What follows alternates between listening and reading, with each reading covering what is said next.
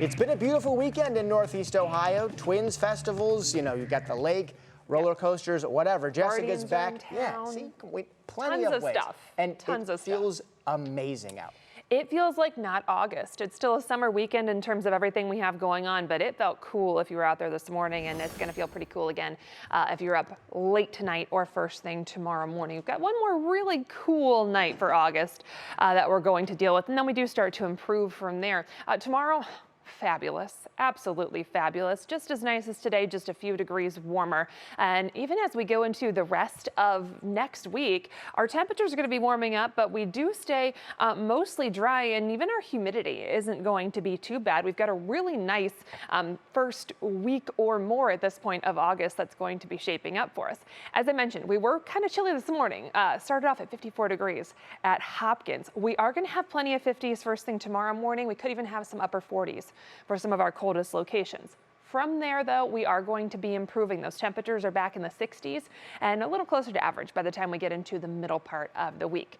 High temperatures will also be improving. 75 degrees was our high this afternoon. We're back into the low 80s for tomorrow, and then back closer to and above average as we get into the rest of that kind of long-term forecast. We got a lot of those 80s on the board, and really just one or two chances at hitting 90 in that extended forecast.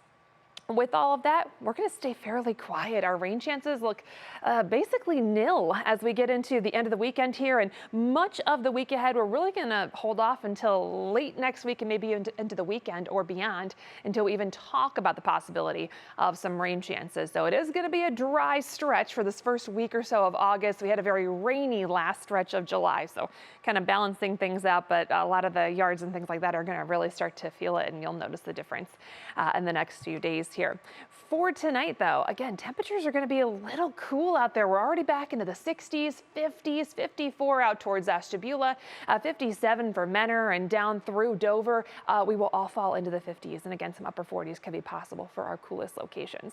We do have an area of high pressure off to our northwest, and this is going to be a friend for us over the next few days. It's going to keep us feeling very nice indeed. We've got some very dry air around that area of high pressure, so dew points are just in the 50s, 40s. That means we're going to stay very comfortable over the next few days. We will watch for some of the haziness on our skies. We still have all those wildfires burning up in Canada, so that's putting a lot of smoke into the atmosphere. Really is the densest on the other side of the Great Lakes, but they do still have some issues, especially with air quality through Michigan and back into Wisconsin. Right now, expectation is that we're not going to get too bad in terms of that haziness, but we'll watch that as our wind direction shifts around a little bit over the coming days. Tonight, going to be another cool one. Mainly clear temperatures back into the 50s. Again, some upper 40s could be possible for some of those coldest locations further inland.